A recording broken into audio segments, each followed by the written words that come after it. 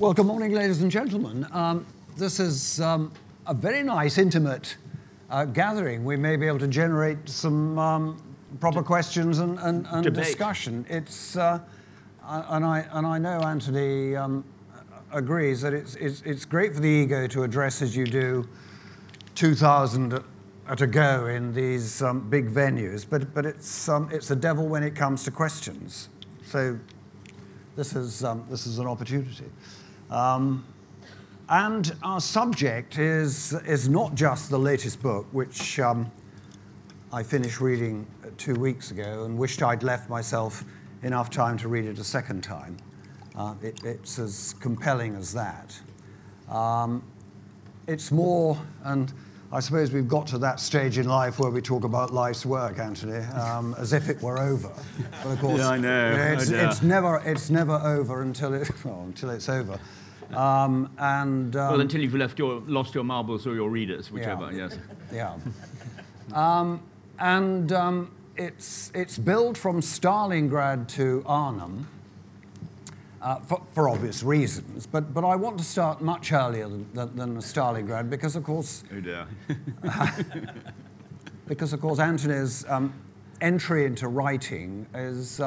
Well, I don't know how unusual it is, but it's certainly probably different from anyone else appearing at Clifton. I think I should level with the audience. You know, this is one former hussar talking to another former hussar. We'll try and we'll the cavalry conspiracy. Yes, anyway. Anthony, you left that great institution of learning, Winchester. And went straight to Sandhurst rather than university. Yes, having failed both my history and my English A-level at Winchester. Out of a total bullshit attitude, I was in revolt. It was very stupid and it was a terrible waste of an education. Well, you've answered the second question for me, which was why. But actually, in those days, it was not unusual for men who would normally have gone to Oxbridge or any other university to go straight to Sandhurst because it was in those years a 2-year course with a large academic input. Well, and there I studied under John Keegan, who was a tremendous influence, obviously, and especially it was John's book, The Face of Battle, which really upended military history of looking at it from below as well as from above, and so that was tremendous change. No, I mean, obviously the ridiculous irony was that I only really started to educate myself when I actually got into the army, and sort of caught up in that way. And then service with in inverted commas, a tank unit, if you could vulgarize the description of a hussar regiment in that way. Well, I'm afraid that's what we did. I mean, yes, we were in Germany, you know, defending the far-flung frontiers of the free world in chieftain tanks, and then back to England. But then the regiments were amalgamated, and all the senior subalterns were sent to extra regimental employment. And I'd volunteered for the parachute squadron of the Royal Armour Corps, which still existed in those days. But instead, they sent me to the Junior Tradesmen's Regiment at Rhyl in North Wales, which I can tell you was one of the most depressing places imaginable. It was a hutted camp, but it was the best thing that ever happened to me because it was so boring and so ghastly that with the innocence and arrogance of youth, I thought, well, all my mother's side of the family have been writers, why don't I give it a go? And that was how it came about. Actually, funny enough, the same sort of happened to me. I was sent to a hutted camp near Oswestry, where there really was nothing to do but read. And there I've learned. But did you start writing then? Well, I started the process of reading, which then an essential element, led to writing. But yes, I think you know, in the usual way one scribbles as a subaltern. But I think it's important to say, because I think what always strikes me with your books is a sort of intuitive understanding of what large armies manoeuvring look like, and the friction, to use that term that Clausewitz used, the innate difficulties of getting anything done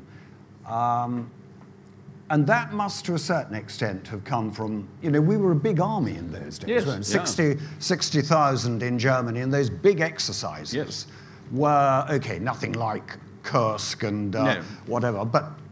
They give you an idea, yes. Yeah. No. Anyway, I mean, you often get the question about sort of, you know, how essential was it to your writing that you'd actually served in the army? And I said, well, of course it's a help. You understand the way that, you know, the army has certain stupidities, but it also has a certain emotional intelligence, whether it's coping with tragedy and things like that, which you might not expect. And also, people sort of say, well, what about, does it mean that anybody who hasn't been in the army shouldn't write military history? Well, actually, there are some excellent examples. Catherine Merridale with Ivan's War and one or two other women military historians who never had any military experience. But they have shown that through empathy, through imagination, they can understand what it's like to be a soldier in the front line and all the rest of it. What worried me much more was when you got outsiders, so we say like Joanna Burke, coming in trying to impose a ideological grid from outside on a subject which they didn't actually make a real effort to understand and for which they had no empathy whatsoever. And I think that is the sort of the danger area when you do get outsiders coming in trying to write about the very controversial subject of warfare. Oh dear, Joanna Burke gave me a rather nice review. Oh dear, well, anyway, I'm afraid I didn't give her a very nice review, I'm afraid. Swings and roundabouts, isn't it? But I couldn't agree more. I mean, it infuriates me sometimes when you get a military judgment, and you know, people can make judgments, but there are, you know, there are such things as judging a military decision that benefit from the experience of understanding what is involved. Sure. And occasionally, I do feel that if you haven't actually held a rifle in your hand at some stage, making that particular decision or making that particular judgment is well, impertinent, dangerous, perilous, whatever. But anyway, let's not pull ourselves up too much. But going back to this whole thing, Joanna Burke's argument was that actually men fought because they were excited by warfare.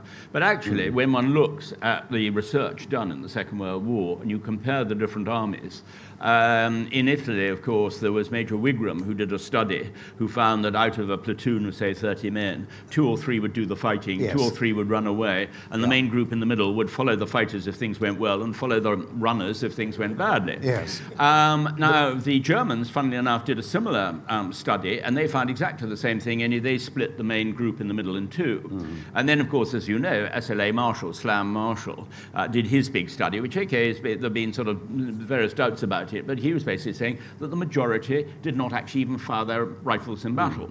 Well, we found in the Russian archives that Russian officers, Soviet officers were saying, after each engagement, there should be a weapons inspection, and anybody with a clean barrel should be executed immediately as a deserter. So that gives you an idea slightly, but there are similarities, therefore, in the way that soldiers fight or don't fight in warfare. And you cannot, people have tended to sort of compare Max Hastings, who is sort of very harsh on the British Army, I think, sometimes too harsh. But he's basically right in many ways about the lack of professionalism. But I think one's got to make a comparison between similar sort of types of troops, not elite troops necessarily, but the ordinary conscript ones. There's an innate problem, of course, when it comes to writing regimental histories, in that you've got to write up a noble story to inspire future generations. Yes. So incidents like you're describing, where only 2 people fire the rifle and whatever, is generally written up as the battalion performed magnificently and withdrew in good order. Yes. Anyway, let's not get too chatty about it, because I mustn't enjoy myself too much. I am being paid for this, and you have books to sell too. And I do want to get on to Arnhem, but I'd like to know a bit more about the transition to writing. You decided that it was the time to leave, and at that stage, did you feel A, you wanted to, and B, you could, or did you have to consider other daytime employment? Yeah, no. Oh, God, yes. There was no way I could sort of put up a brass plaque and pretend I was a writer or anything like that. No, I also I worked in advertising in Paris for a bit. I mean, only because in advertising you needed no qualifications whatsoever. I mean, it's just sheer bluff. And so I did that, and then sort of wrote part-time. But as I say, no, to begin with, to learn how to write, because of course in those days there were no writing academies or anything like that, or writing courses. I knew that the one thing to do was you had to be published, because in those days you got proper editing. And fortunately I was published by Jonathan Cape, who were the best fiction writers, and the only way to do it was actually to write I wrote 3 political thrillers. And I had an editor at Cape, and I would come out feeling totally humiliated after 2 hours, called Jane Hill, and she really put me through it, and I felt abashed, but also deeply grateful, because I suddenly started to learn how to write, I think, largely due to her. But I think one does need that sort of really tough criticism early on to get one out of some of the worst things. You know, the binary sentence and all that sort of stuff. Which, I couldn't agree with you more. I mean, fortunately, in the days when I did my service, roughly contemporaneously with you, and I stayed on, one was getting that through the staff college system. Yeah. The absolutely ruthless tearing apart of your prose and the honing of it. But I would never suggest that anyone could write a book without a fearless editor. Yeah, absolutely. So, of course, the big break has to come. You did a number of books that were successful. Crete, Spanish Civil War, Inside the British Army. But of course, the big break was Stalingrad. This was, and this is not to diminish your capability, but my goodness, time and circumstance, the accessibility of the Soviet. No, you're absolutely right. I mean, timing is everything, and I was lucky in that particular way. I mean, funny enough, the paradox was 1995 was the 50th anniversary of the end of the Second World War, and every publisher in London was pumping out books on the end of the Second World War. They all failed to sell. It was a publishing disaster. While I was in Moscow, and fortunately, I mean, I was really depressed because I thought, what a time. I mean, this was a 4-year project of doing Stalingrad. But the huge bonus, which was totally unexpected, was that Pikoya, the Minister of the Archives appointed by Yeltsin, had forced the Russian military to open up their archives. And they didn't really know how to handle us. I mean, there was this fascinating thing with the Russians of both naivete and paranoia, or rather paranoia first and naivete afterwards. And we were able to get at stuff which I never believed. I was staying with a Canadian diplomat when I was there, and he said, "Do you want to ring Artemis in London or whatever?" And this was after the first day, and I rang her, started to tell her. I said I couldn't believe it, and I suddenly realised she was making signs like this. And of course, one forgot, of course, that diplomats, of course, still had their telephones tapped and all the rest of it. So I learnt my lesson on that particular score, because what we were having to do was to cheat. They would present the material, and they had actually selected the pages we were allowed to read. Everything else was forbidden. But then they got bored after a time, and we were left unattended, and we can actually then work through all the forbidden stuff. So I was phenomenally lucky in that way.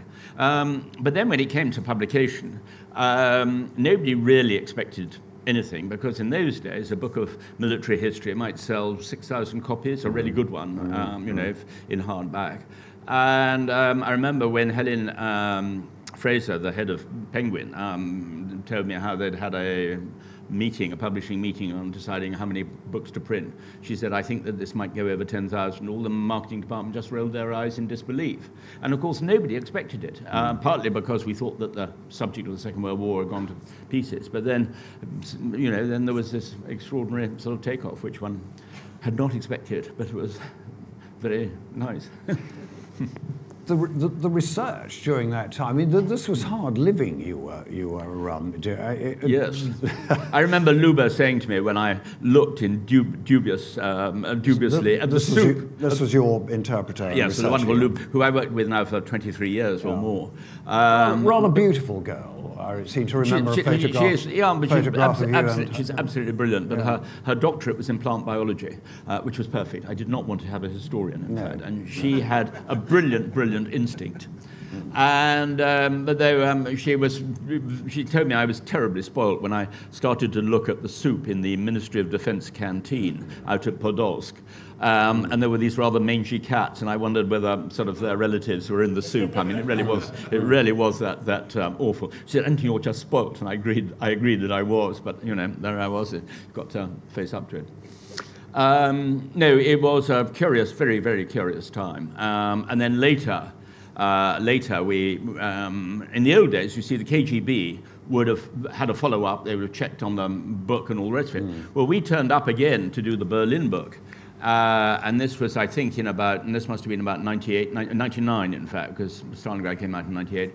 And it was just in time, because the barriers came down about the following year.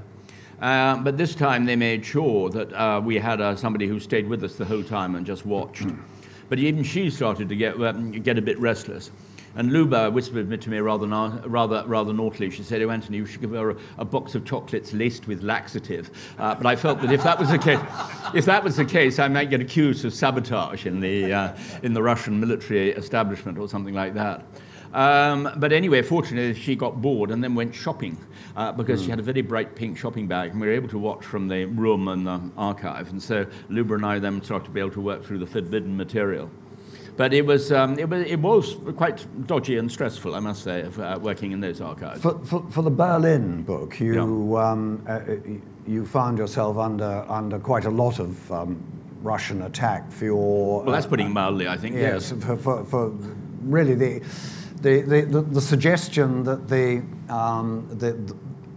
rapes that occurred on the Eastern Front were systematic and authorized at the highest level, etc., etc. Whereas earlier on, there had been reports of them, but it was described as being isolated examples of indiscipline.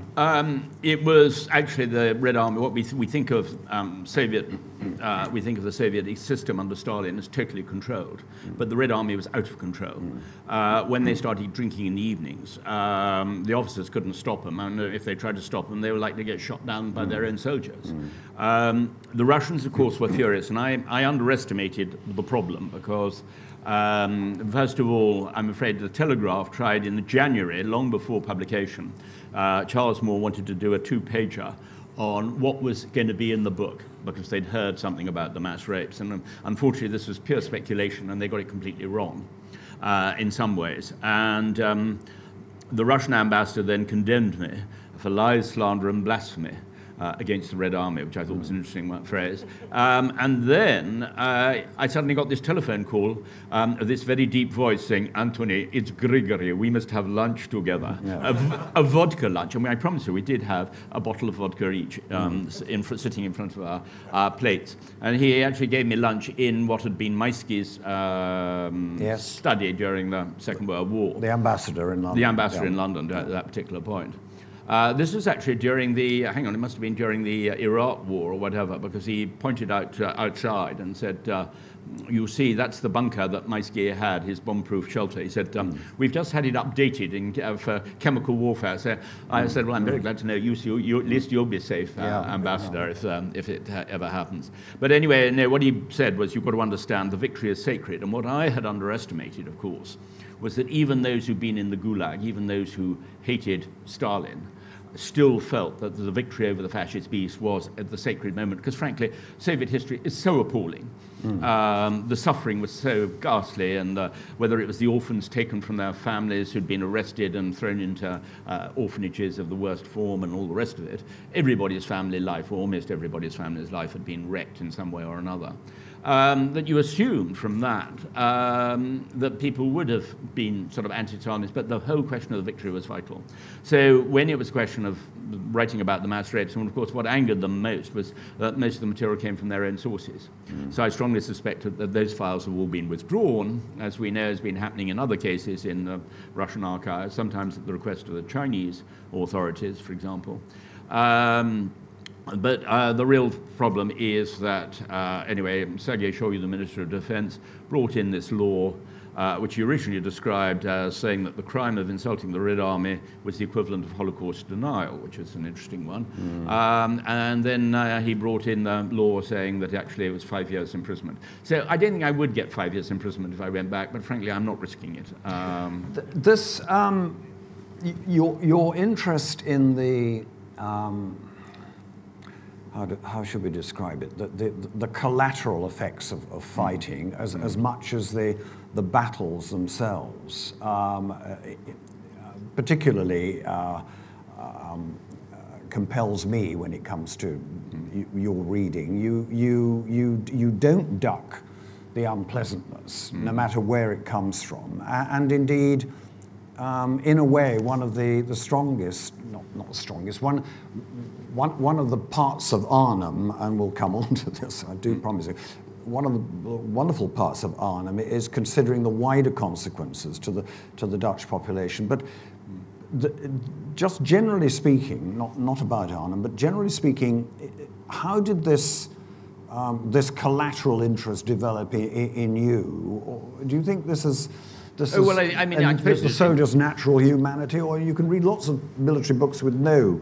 Well, I agree, and I think the problem with too many books, particularly on the subject of Arnhem and others before, is that the effect on civilians is simply not factored in. It's just a military history, a purely military history. Now, if you like, I think I entirely agree with Michael Howard, the professor, not the politician, on when he says about being a historian of war, not a military historian. Well, a historian of war should be writing about the civilians, their suffering too, as well as the experience of the ordinary soldiers, as well as the bosses. But we needed this thing of sort of integrating history from above with history from below. I mean, history was always written almost in collective terms in the past. And what we didn't realize was that this was changing in the 1980s and the 1990s. And that's why sort of everybody was so surprised, and I was so surprised. I mean, I've been working in that direction already to it. But when you say about what you leave out, I do leave, occasionally I do leave things out. I mean, for example, with the Berlin book, there were some things which were so horrific I didn't know what to do. And the wonderful Catherine Meredith went right through the manuscript, and she advised me to leave out one or two things. You're so close to the material, as you know yourself. You're so close to the material, you can't really make a judgment. And you do need an outsider in that particular way. And, so I owed Catherine a big debt on that. Germany, except for a few lucky parts of it, and perhaps the southwest at the end of the war, was a dangerous place, to put it mildly. The Russian sector, well, we can only imagine beyond what you and others have exposed, and yet it's extraordinary when the Russians eventually leave East Germany. The German population, many of them are in tears and wishing they wouldn't go. Yes. It is and not that well, there is still reckoned to be about 1 million Russians left in Germany from that particular period. Yeah. But then how many Brits are left living in Germany, having married German wives? Yes. It certainly was, if you like, in the British Army phrase, getting their feet under the table. Yeah. Worked both ways round. Yes. But the memory in the East of the horrifying 6 to 12 months until some sort of order was imposed seems, I suppose, a natural sense of oblivion, wanting to... Oh, yeah. I mean, there was a question of... And in fact, it was something which was certainly also in West Germany, was sort of covered over. And then, actually, with my book, I got quite a few reactions, particularly from German women of that particular era, saying, thank you for writing about it, because, I've never dared tell my family or anything like that. Yeah. And I mean, I remember there was somebody from Reuters saying, he suddenly found that one of his colleagues had just discovered that his elder brother was the product of one of these attacks and so forth. No, I mean, it was something which actually, something which was completely repressed when the men came back.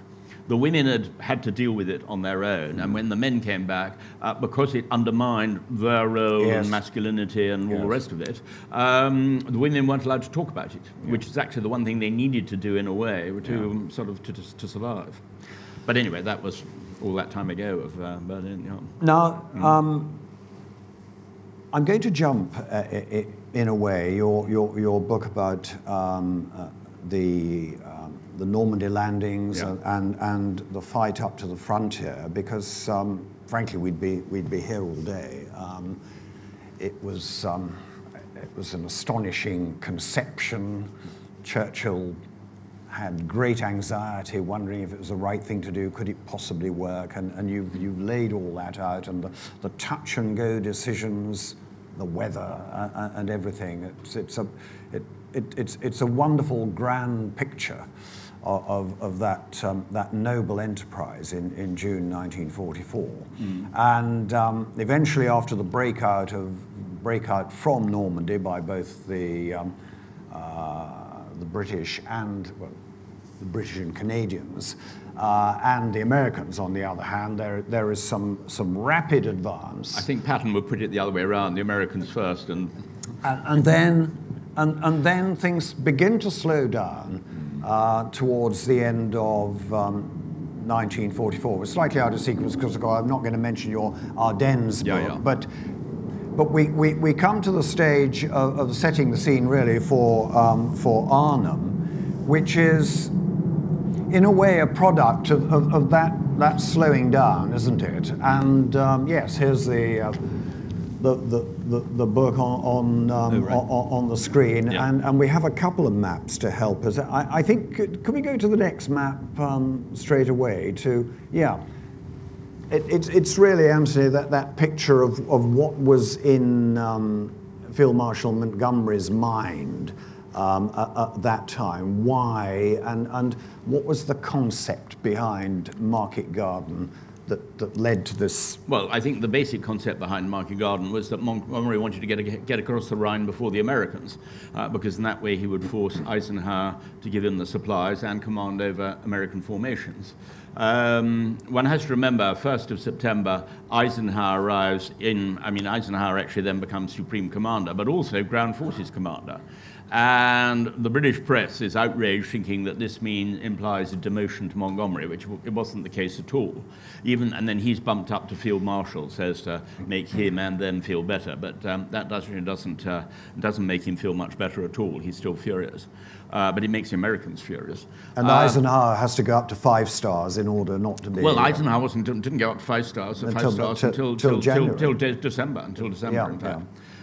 So that's why Patton, particularly, and Bradley were absolutely sick when Montgomery was promoted in that particular way.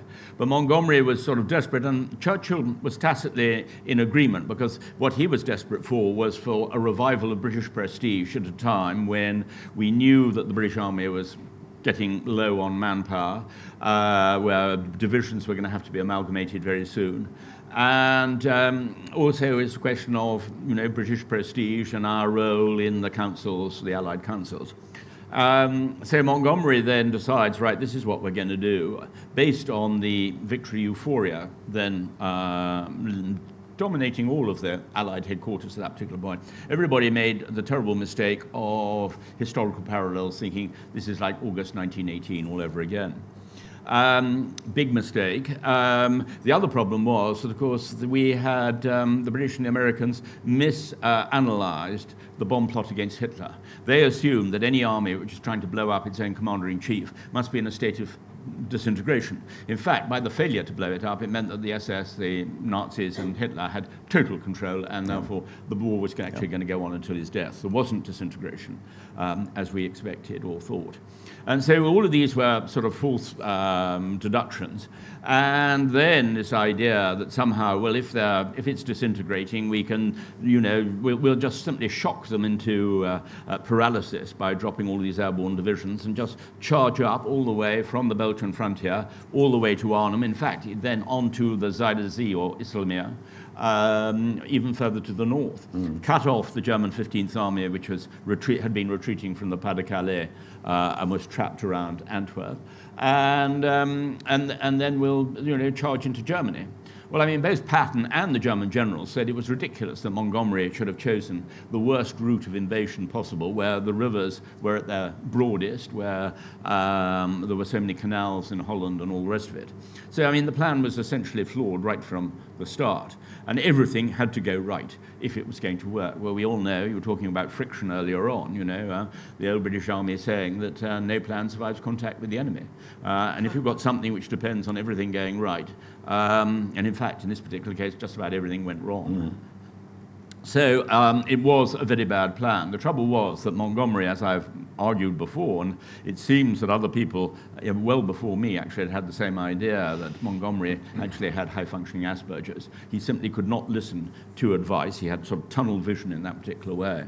And he'd been told by both Eisenhower and by the War Office that actually the air side, the Air Force, had the final say. But he said, I am going to impose my plan on the Air Force. And so Browning was sent back to tell them what the Field Marshal had decided, and the Air Force... Browning being the corps commander General Boy of the Browning, whole operation. Who was going to command the Airborne Corps in Operation Market Garden at Arnhem. And the trouble was that, Browning was desperate to go into battle. But then when the Air Force, particularly the American Air Force people, said, well, sorry, we're not going to do this, we can't do that, the days are shorter, we can't get 2 lifts in on the first day, and all these other reasons why they couldn't do this, that, or the other. And they refused to drop the glider coup de main forces to seize the bridges as they'd done in Normandy. Browning should have gone straight back to Montgomery and said, sorry, Field Marshal, I think we've got to rethink the whole thing. But he didn't. He was determined to carry on. And even though both General Urquhart, the commander of the British Airborne Division, said to him, this is going to be a suicide operation, and also General Gale, who had been the very distinguished commander of the 6th Airborne Division in Normandy, had also said that, to Browning, you shouldn't accept this plan. It's absolutely wrong. Browning said, you've got to keep your mouth shut. He said, we mustn't ruin morale. And this, in a way, brings out a problem which, let's face it, is still the question in the British Army. When you have a senior commander deciding on a particular plan, and if it's bad, it's very hard for officers underneath to say, General, no, this is not a good idea, because it sounds either as if they're slightly frightened or not very enthusiastic. Yes, and I think it's a problem of military culture which we still haven't got over. And of course, the airborne troops themselves were desperately keen to be used because they felt themselves under threat of being grounded and fought as quite ordinary infantry.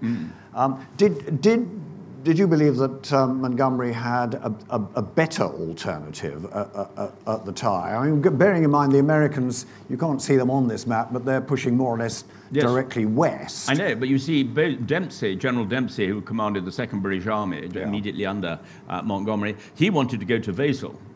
And so did most of Montgomery's staff officers. Monty wanted to go north, because if he went north, he wanted to go away from the Americans and then force the Americans to follow him. If he went east, as you rightly say, straight into Germany from Wesel, then he felt he would be much more under their control, and that was sort of against his longer-term plan of leading the attack into Germany. So I fear that vanity did play quite a large part in all of this, as it does in warfare quite often. I mean, don't you remember in his diaries when Field Marshal Brooke actually sort of says nothing brings out the worst in people than high command? I think Cecil Beaton added actually charity and amateur dramatics. Well, just about everything that could go wrong did go wrong. Some things went all right. I mean, the Americans captured their bridges. Yes. Yes, but it took them a long time. It took them a long time. 30 Corps, the ground troops who were supposed to drive up this narrow corridor to get finally over the last obstacle at Arnhem, proceeded, some say, in an over-leisurely way. No, but there was a terrible, terrible misunderstanding. And I only found this out, I only realized what it was in an American archive with actually an interview with Vandeleur. Being a commander of the Irish Guards. Commander of the Irish Guards. It wasn't Vandeler's fault. It was actually Horrocks and Gwilliam, who was the brigade commander, who thought that because the bridge at Son, north of Eindhoven, had been blown up, that the American airborne engineers would be able to repair it. But of course they had none of the materials to build a bridge strong enough to take tanks. And all of the bridging equipment was way behind. So the idea that they should spend the night in Valkenswaard on the very first night, and as Vandeleur admitted, you know, he said we had a very leisurely start the next morning at 10 o'clock. They set off at 10 o'clock the next morning. So I mean, they'd lost. They were already well over 24 hours. They were nearly 30 hours behind schedule by the next morning. Or just only 24 hours behind schedule, because by the time they then got to the bridge, that had to be rebuilt and all the rest of it. So no, there was a very bad misunderstanding on not realizing that in fact they needed to push on all the way through the night. And that would have also stopped the Germans from ambushing them again the next day and slowing them down. Yeah. So, I mean, I'm afraid, again, the friction of war. Can we go to the next slide, please, which focuses on the plan at Arnhem itself? I don't know whether that's helpful at all, but at least we're now looking in a bit more detail at what was the...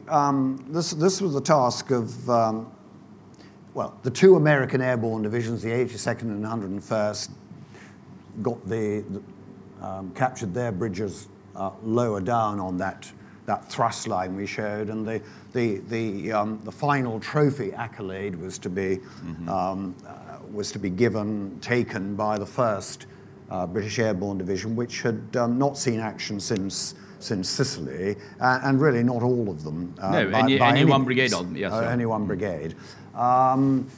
And it had a new divisional commander. They hadn't really trained together as a division. What was the plan, Anthony, in outline, and why did it go wrong? Well, one of the problems of the plan was that the landing grounds which the American Air Force would allow was 8 miles out of the city, on the wrong side of the city.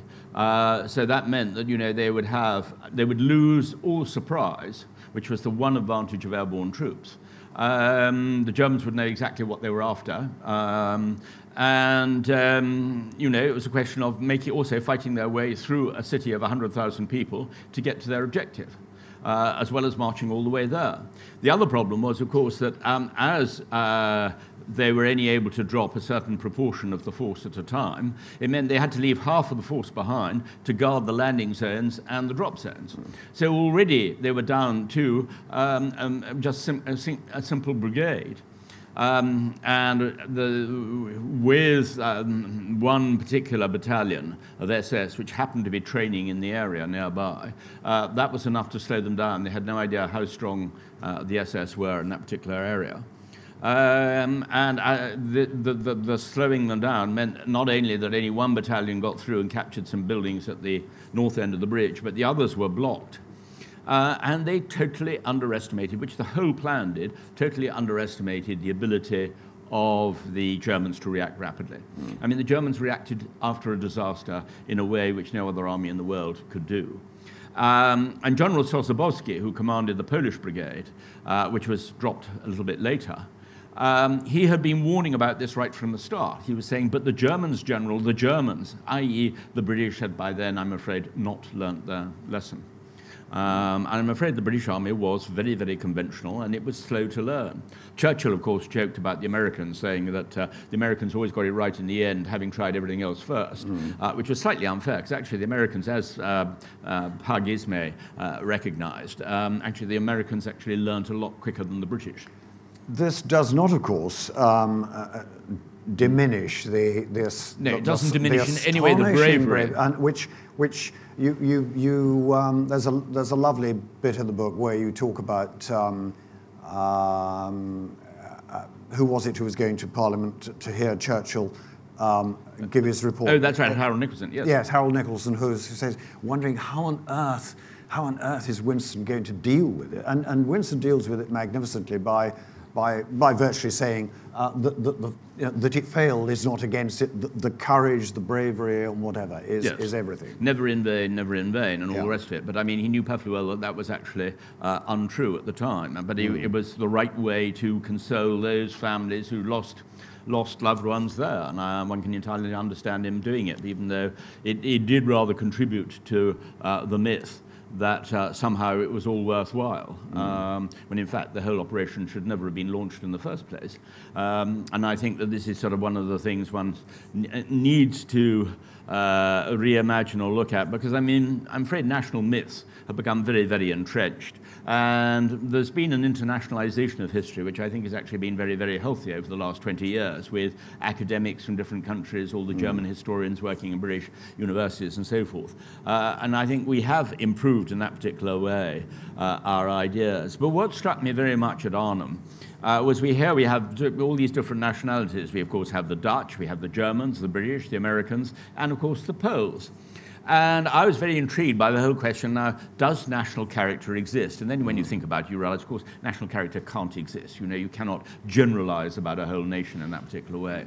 But what does come out is the way that there is a national self-image. I mean, the Dutch were astonished at the way that the Germans had to shout orders the whole time to emphasize their authority.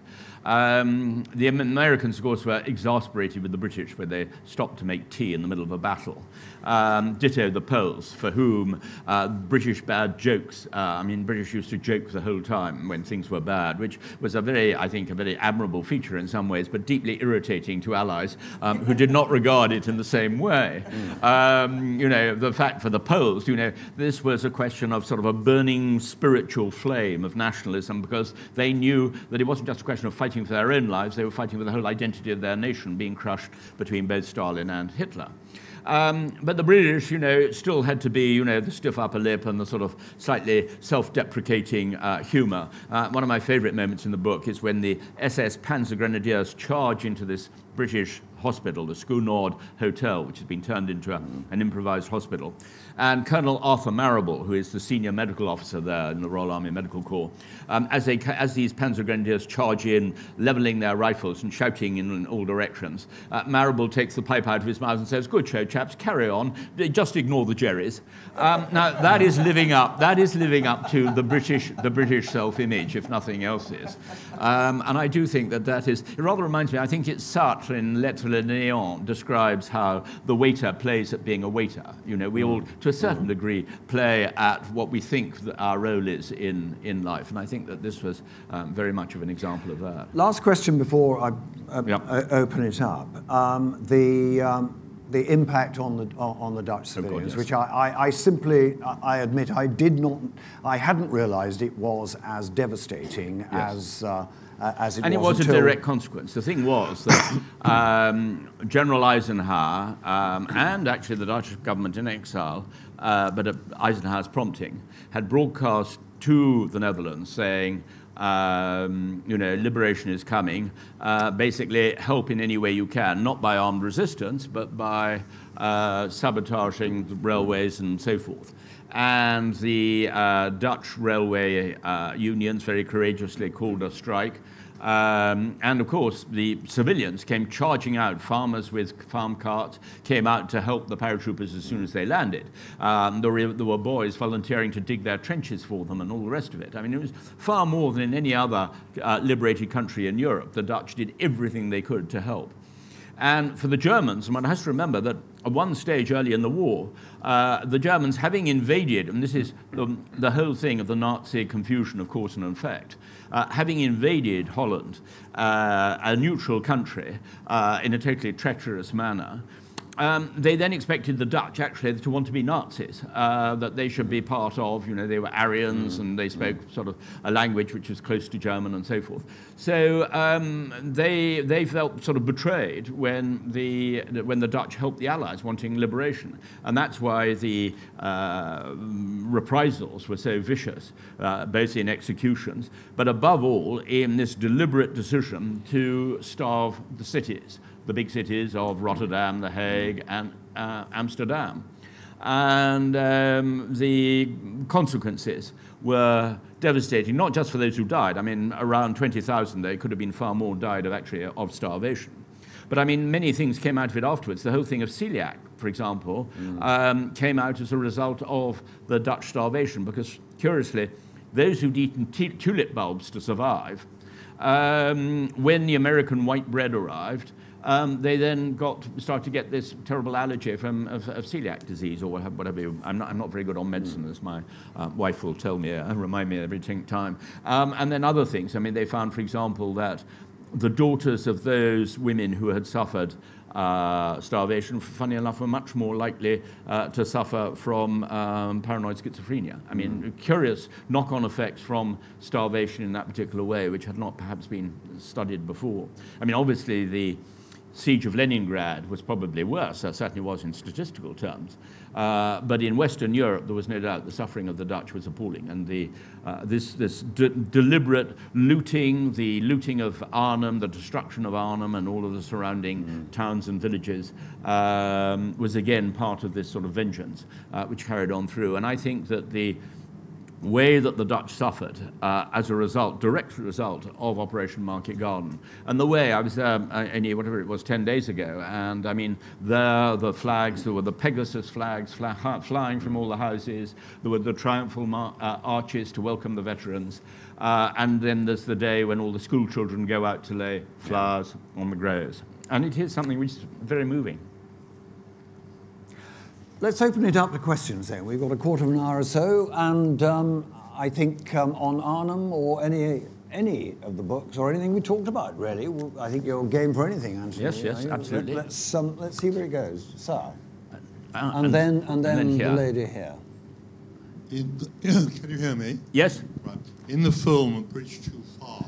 Keep it close to your mouth, thank you. In the film A Bridge Too Far, the last scene shows Browning saying, "I told Monty that it was a bridge too far," and his wife, his widow, Browning's widow, says he never said that, and the depiction of him in the film was completely wrong.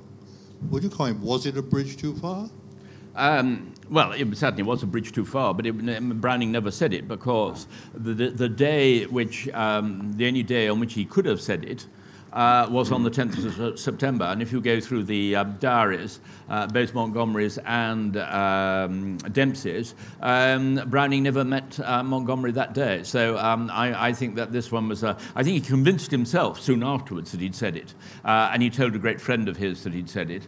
And so that's how the myth, you know, there are many myths, and that's, I think, that one of them, of how it becomes established. Who did say a bridge too far in the end?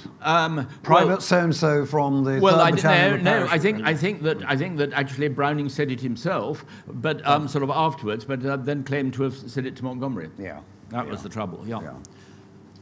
What do you think are the key things that we can learn from some of these terrible tragedies that you wrote about and revise modern warfare strategy?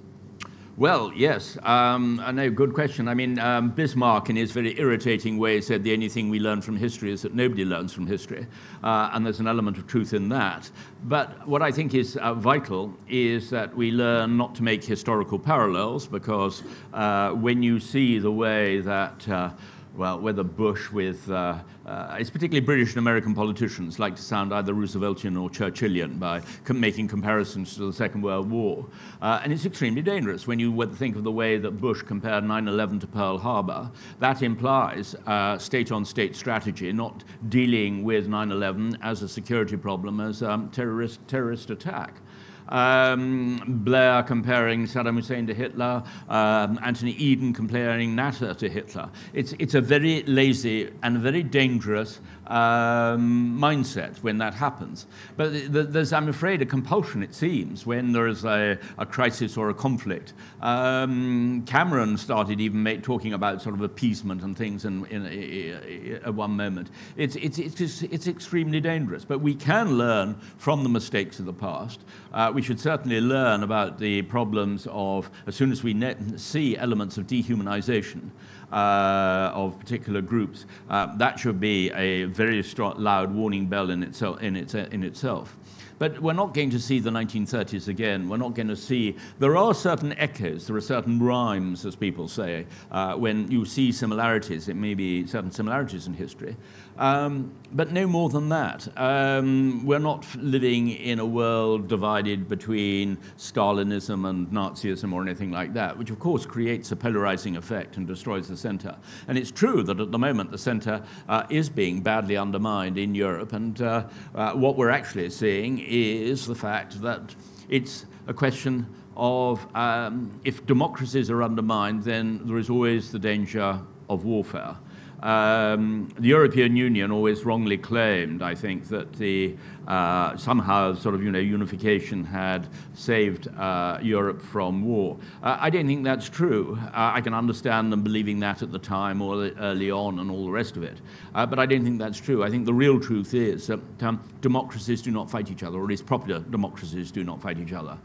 The danger that we're seeing at the moment is that one can go from, shall we say, what Viktor Orban of Hungary describes as an illiberal democracy, and that can quite easily go one stage further to some form of out-and-out dictatorship. Yes, there are a lot of things to be worried about in Europe. I mean, I recently was having to do a certain amount on the Swedish elections and the Sweden Democrats and so forth. One of the paradoxes which struck me there was that the Sweden Democrats were very much climate change deniers, and yet the real threat, in a way, to Europe will be massive waves of migration coming from the south due to ecological catastrophe and crop failure in Africa, which we were starting already to see this year with the abnormal temperatures and water wars. And I do think that that actually is a very, very frightening scenario, and that is going to be a huge moral choice facing European leaders in the future if we are going to see even bigger waves of migration coming. I don't think we've seen anything yet, and I think that is what is truly frightening.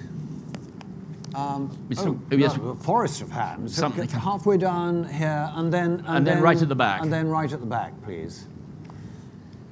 In your Berlin book, you uncovered a part of European history that had lain hidden for 50 years. How do you think current technology, as it advances with smartphones, videos, photos, the internet, social media, everyone chronicling history themselves, will affect the work of historians? I think actually the work of a historian is going to be almost impossible in the future. I mean, a number of people have said, oh, you can write a history of the Iraq War. Well, the trouble was in the past, at the end of a campaign or after a certain period of time, all the papers were boxed up, they went off to the archives, and then they would be weeded 30 years later, 50 years later, depending on the sensitivity of the material. And that at least preserved history. Now, of course, as you know, as you rightly said, so much of it is electronic, it's easily wiped. And partly because of freedom of information pressure. I remember with I was chair of the Society of Authors at one stage, and at one stage the government sort of said, what did we think about the whole question of freedom of information and so forth? And we said, well, actually, I think it probably works pretty well as it stands at the moment. Because the pressure of, say, journalists wanting to write history on the hoof does encourage politicians and, say, generals, to eliminate anything which might possibly be seen as controversial in the future. They don't know how things are going to turn out or how they're going to change. So, A, there's going to be a deliberate attempt to wipe the slate before anything actually even gets back to the archives. The other thing, of course, is that in many cases, as we've seen with politicians using private servers or not using their official iPads or PCs, that a lot of material is going to bypass it. We're still going to have a torrent of material, simply, if you like, from the private sources of Twitter and Instagram and all the rest of it, if it's still kept there in any way. But I think for a historian to be able to write and assess a war in the future, I think it's going to be impossible. So I'm afraid I'm sticking with the past. I'm not going to. As well write the history of a ball as, yes, as Wellington said of attempts to write up Waterloo. Sir, at the back. Yes. Yeah.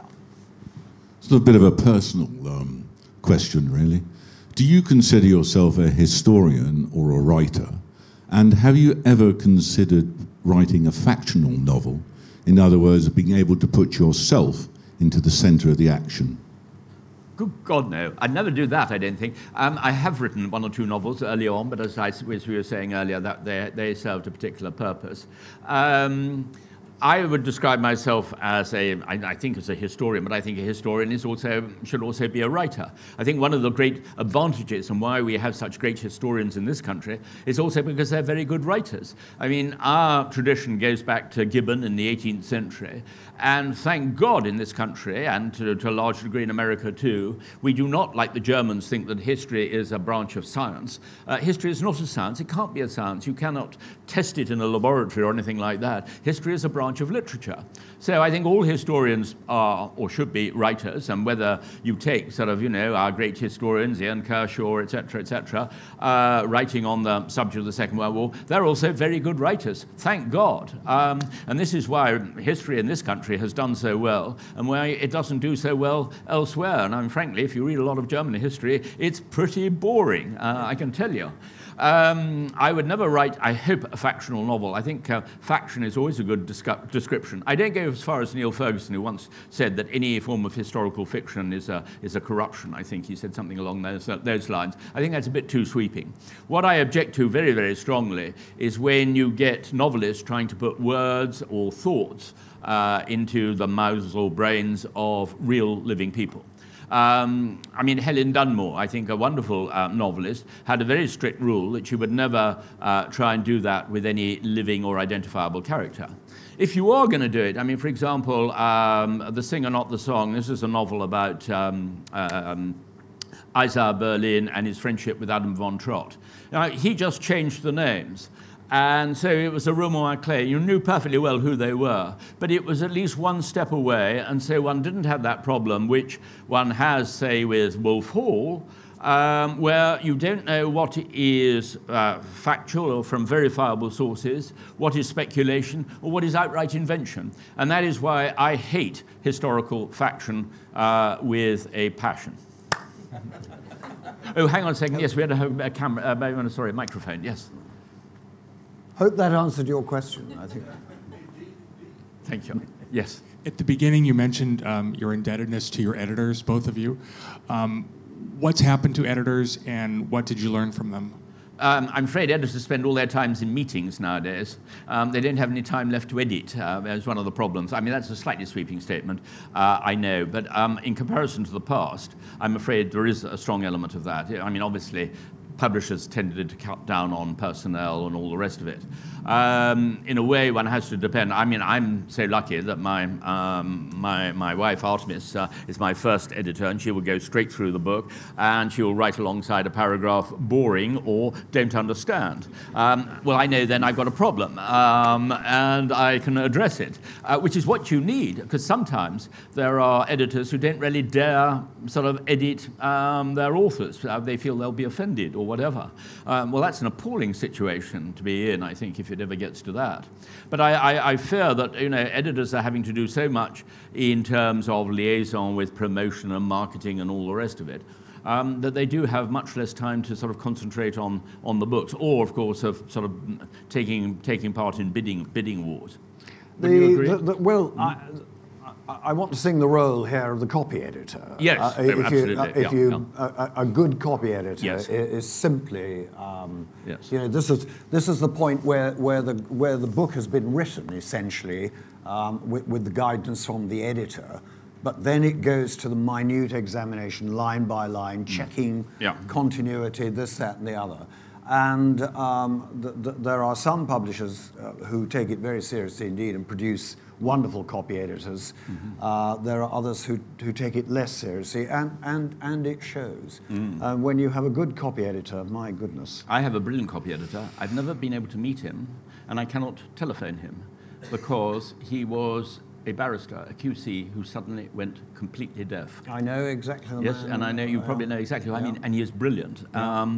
And you know, he has that legal mind which can immediately point out that what you said on page 26, you then contradict or undermine by what you say on page 349. And you realize that, you know, if you've got a mind like that, this is what you need in court. And my God, you need it as a copy editor too. I have a wonderful copy editor for my non-fiction, and I remember particularly a couple of books ago, she queried something I'd said about semaphore in the pre-1914 period, you know, flag signaling. She wrote, I seem to remember from my Girl Guide days that my God, I think she may be right. She may be. And she was right. Now, who would have noticed that when it came to reading it? Doesn't matter. I can't. But somebody with that degree of engagement, yes. Priceless. I know. A great price. On the other hand, then you sometimes get the ludicrous fact checker. Yes. My dear, darling, late father-in-law, John Julius Norwich, had an interesting experience, having done a 3-volume history of Byzantium. He then got rung up by a fact checker from the New Yorker, simply saying, listen, Lord Norwich, we have a problem with Julian the Iconoclast. And he said, what do you mean you have a problem with Julian the Iconoclast?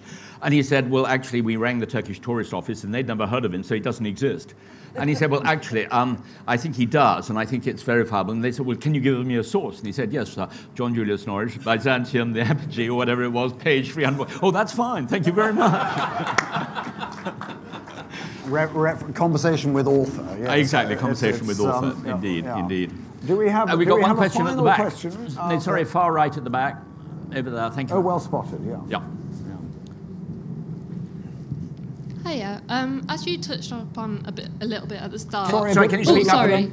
Just as you touched upon a bit at the start, you sort of hit the jackpot with the time that you started writing Stalingrad. For an aspiring Soviet historian, how do you think is best to navigate the limitations to being able to access sources? Well, navigating the sources is a very, very difficult one. I mean, I first of all worked in the Russian archives in '92 when they first opened. This was when we were working on the Paris After Liberation book with my wife, and I was doing the Communist Party, French Communist Party files, which were all there in Moscow. The real, what you need actually, and this is what it's nice, people make a joke that the collective noun for historians is a mischief of historians. I don't think that's true. I found certainly on the Russian side, Seebag, Simon Seebag, Montefiore, Anne Applebaum, Orlando Figes, Catherine Meridell. I mean, we're all friends and we've all exchanged information as much as possible on advice on archives, because sometimes material was being moved from one Russian archive to another, and you didn't have a clue. You were often being frustrated there by what we would regard as, we used to call them the dragon ladies. There was even one, in fact, this was in '92, I remember, who was very much an old-fashioned communist. In fact, we named her Krupskaya because she had no less than 3 portraits of Lenin in her office. And you found yourself coming up against a real barrier. There was another one where another dragon lady, they were always the deputy director, but they were the ones who had the power. The director of the archive and never really had the power. This was the old sort of Soviet style of system. And we were allowed only 10 files a day. But then when they finally arrived, after you'd applied for them, there would only be 4 or 5 because they'd suddenly said the others had been withdrawn.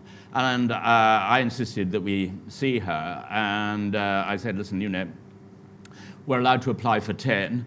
They were marked as open in the catalogue. Why, if they're not banned, why isn't it not marked in the catalogue that they are inaccessible?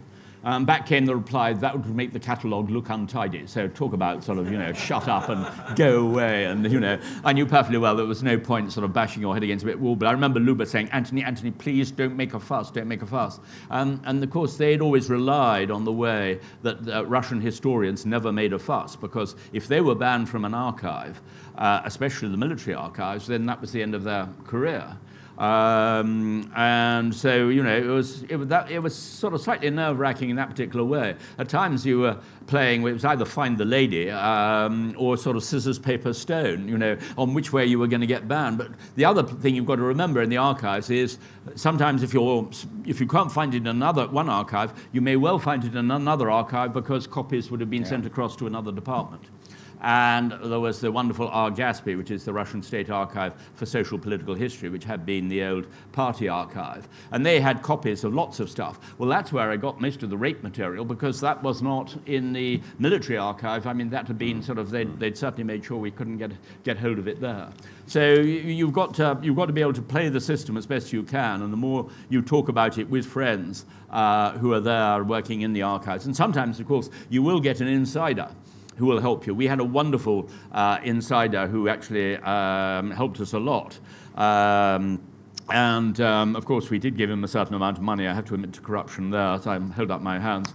But he was marvelous, and because he actually also believed in getting this material out. And he actually passed me some documents which actually showed that the reason in the Berlin book, the reason why Stalin was so determined to surround Berlin was purely to get the nuclear material, because Operation Borodino was trying to catch up on the Manhattan Project in the States. Now, none of this had come out before. And I thought, my God, this is my great historical scoop. Needless to say, when the book came out, not a single reviewer mentioned it at all. So, I mean, you know, the important lesson, I think, is don't get excited by the historical scoop. Just go for the really good, low-level quality material which brings out the experience of what it was like at the time. And don't get too excited about reviewers either, one way or another, I think. Preemptive pessimism. Preemptive pessimism is the only way to deal with it. Well, now we've run over time, and books. What? Don't forget books for sale. And absolutely, absolutely. We run over time, which is always a good sign. And this really terrific book is in the bookshop. Anthony will be there to sign. I do. And Christmas is coming. Come on, let's go. And Christmas is coming. So, a round of applause, please, for Anthony Beevor. Well done.